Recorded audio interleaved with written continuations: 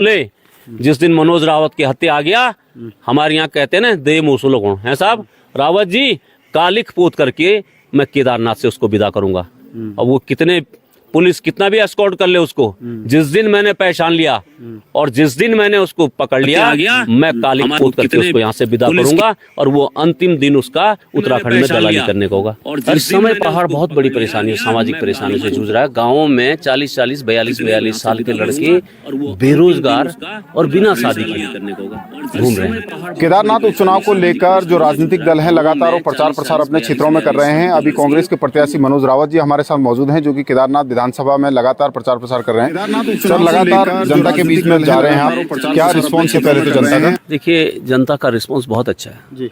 जनता कांग्रेस को इस समय अभूतपूर्व समर्थन दे रही है। केदारनाथ जी की प्रतिष्ठा का सवाल है, इस विधानसभा की जो उपेक्षा हुई वो भी सवाल है, और जो बेरोजगार घूम रहे हैं, आपने गांव-गांव में देखा होगा। आज मैं कुछ दिन से ये इशू उठा रहा हूँ कि बेटी बचाओ बेटी पढ़ाओ के साथ साथ अब तो छोरे बचाओ वाला एक नारा आ गया, क्योंकि बेरोजगारी चरम पर हो गई है। नौकरियों के साथ आप जान रहे हैं कितने हाकम सिंह यहाँ पैदा हो गए। अब जो नौकरी नहीं पा रहे हैं सालों से, वो बेचारे अगर केदार में अगर रोजगार करना चाहते थे तो वहाँ भी रोजगार बंद हो गया है, तो इनकी बेचारों की शादी कहाँ होगी? देखिए, इस समय पहाड़ बहुत बड़ी परेशानी और सामाजिक परेशानी से जूझ रहा है। गाँवों में 40-40, 42-42 साल के लड़के बेरोजगार और बिना शादी के घूम रहे हैं।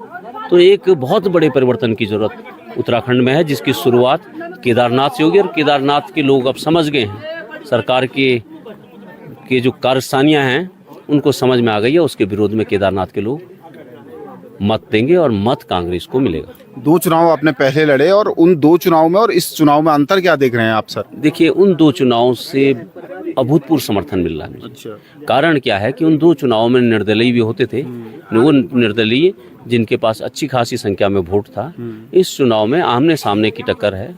और जो कांग्रेस का वोट, देखिए, कांग्रेस को पिछले 2 चुनावों में इसलिए भी नुकसान हुआ क्योंकि जो आदरणीय शैला रानी जी पूर्व विधायक थी, वो कांग्रेस छोड़ करके गई थी। उनके साथ सैकड़ों लोग कांग्रेस छोड़ करके भारतीय जनता पार्टी में गए थे, वो सब भी वापस आ गए हैं। और दूसरे निर्दलीय के साथ भी कांग्रेस का जो वोट बैंक था वो भी वापस आ गया है। तो एक बड़ा समर्थन मैं देख रहा हूँ, लोगों के चेहरों की चमक बताती है कि किस तरह का समर्थन मिल रहा है। अच्छा, मुद्दे क्या हैं आपके जिनको लेकर आप जनता के बीच में जा रहे हैं अभी? देखिए, मुद्दा तो सबसे बड़ा मुद्दा केदारनाथ के स्वाभिमान की लड़ाई, जो रोजगार बाबा केदारनाथ, हम सिर्फ केदारियों को रोजगार नहीं देता थे, बाबा केदारनाथ यहाँ से लेकर दिल्ली के लोगों को, और सिर्फ केदारनाथ जी मंदाकिनी घाटी को रोजगार नहीं देते थे, हमारे सारी विधानसभा के हर गांव के 2-2, 4-4 बच्चे केदारनाथ जाकर के रोजगार करते थे, खाली हाथ आए।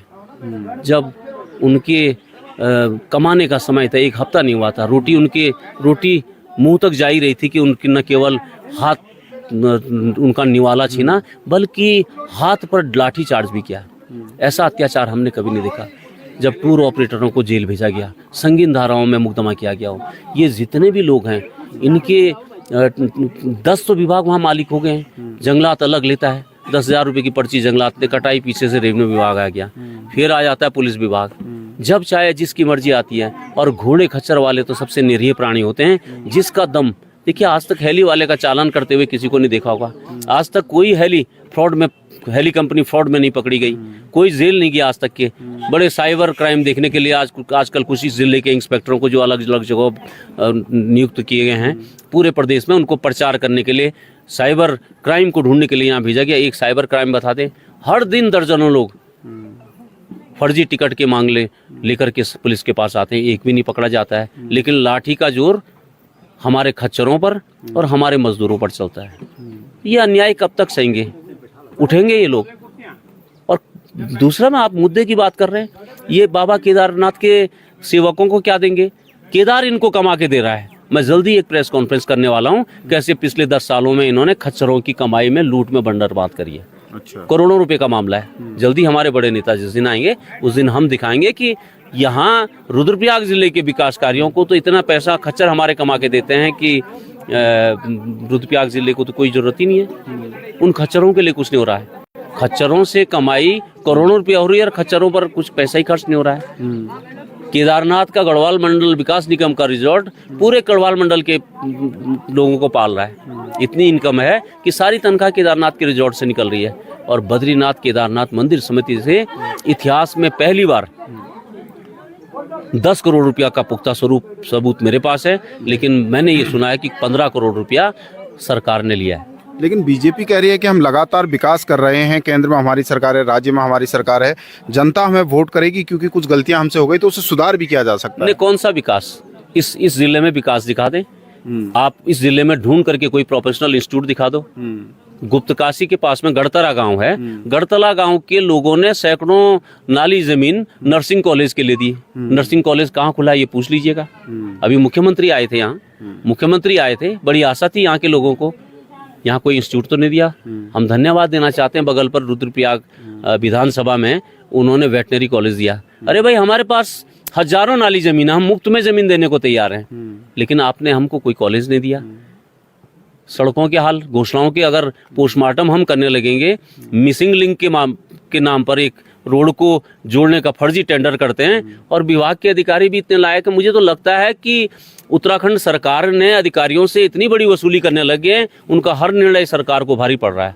10 जुलाई में एक सड़क पर, मिसिंग लिंक सड़क पर टेंडर लगाना था, 500 मीटर बीच का अभी फॉरेस्ट भूमि हस्तांतरण नहीं हुआ है, वहां तो कुछ हो ही नहीं सकता है। लेकिन जो लगाया है, जिस तरफ 400 मीटर लगाना था 900 मीटर टेंडर लगा दिया, जहां 900 मीटर लगाना था 400 लगा दिया। अब बवाल मचा हुआ है। तो मुझे ये लग रहा है, अभी और बड़ी बात क्या करूं, अभी 4 तारीख नवंबर को आचार संहिता लगने के बाद पूरा मधुमेश्वर घाटी और चोपता के जो लोग सैकड़ों पीढ़ियों से सैकड़ों सालों से भगवान मधुमेश्वर की सेवा करने के लिए गोंडार से मधुमेश्वर के बीच में रह रहे थे, उनको बेदखली की notice Nanda Devi wild life sanctuary के कंजर्वेटर ने जारी कर दिए। तो मुझे ये लग रहा है कि सरकार की वसूली से परेशान होकर के हर निर्णय सरकारी अधिकारियों का, और या तो जानबूझ करके डराने धमकाने के लिए सरकार करा रही है। 2 ही कारण हो सकते हैं ना, नहीं तो चुनाव में ऐसे अलोकप्रिय निर्णय कौन सरकार लेती है? या तो सरकार अहंकार में डूबी है कि अपने पैसे और शराब के मत में। और आप देख रहे होंगे, आप सब लोग समझ रहे हैं कि 5वीं मंजिल का सबसे बड़ा दलाल उत्तराखंड में, 5वीं मंजिल का सबसे बड़ा दलाल, जिसकी पहुंच सच्चा के सबसे बड़े प्रतिष्ठानों तक की है, राजस्थानी आदमी, वो सारे केदारनाथ विधानसभा में दारू और पैसे बांट रहा है। लेकिन वो आदमी सुन ले, जिस दिन मनोज रावत की हत्या आ गया, हमारे यहाँ कहते हैं ना, दे मूसुल गुण है साहब, रावत जी का लिख पोत करके मैं केदारनाथ से उसको विदा करूंगा। और वो पुलिस कितना भी एस्कॉर्ट कर ले उसको, जिस दिन मैंने पहचान लिया और जिस दिन मैंने उसको पकड़ लिया, मैं कालिक पोत करके उसको यहाँ से विदा करूंगा, और वो अंतिम दिन उसका उत्तराखंड में दलाली करने का होगा। अरे इस सरकार को तो दलाल भी राजस्थान के मिल रहे हैं।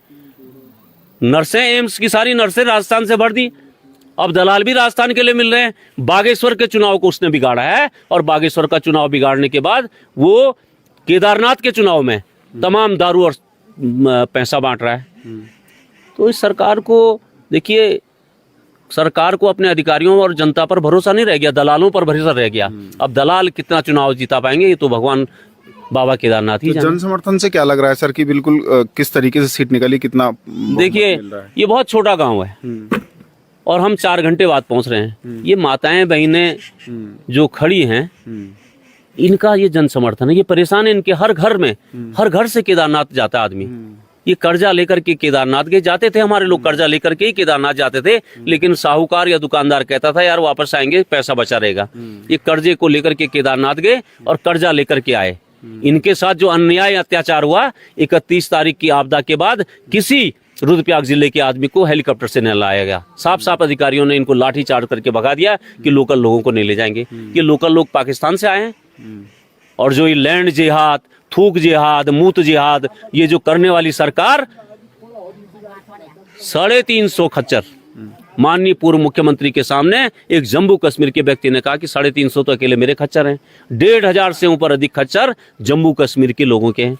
केंद्र में आपकी सरकार, राज्य में आपकी सरकार, जिला पंचायत अध्यक्ष आपकी, तो वो जम्मू कश्मीर के जो साहब हैं वो किस जिहाद के तहत यहाँ पर आए? जबकि यहाँ तो ये कह दिया गया था कि जिले से बाहर के खच्चर नहीं लगेंगे। तो देखिए, जहां इनको नोट दिखता है वहां ये अरब के सेठों से भी गलवाइयां करते हैं, और जम्मू कश्मीर के किसी आदमी को केदारनाथ भी घुसने की अनुमति देते हैं। तो इन सब के विरुद्ध ये सब खड़े हैं। Thank you. दैनिक उत्तराखंड से बात करने के लिए धन्यवाद आप सबको, बहुत बहुत धन्यवाद। तो ये था हमारे साथ कांग्रेस के प्रत्याशी हैं मनोज रावत है। उनका साफ कहना है कि जिस तरीके से जो केदारनाथ में यात्रा है और जो लोग केदारनाथ यात्रा, जिन लोगों की यात्रा से जिनका व्यवसाय चलता है, जो लोग नाराज़ हैं, उन लोगों का भारी समर्थन उनको मिल रहा है। उनका ये भी कहना है कि इस विधानसभा में विकास नहीं हुआ है और इस बार जो वो चेहरे की चमक जनता के बीच में देख रहे हैं, जनता की चमक देख रहे हैं, उससे उनको लग रहा है कि पूर्ण बहुमत उनको मिल रहा है और भारी मतों से यहाँ से जीत दर्ज कर विधानसभा पहुंचेंगे। केदारनाथ विधानसभा से दैनिक उत्तराखंड के लिए मनोज चौहान।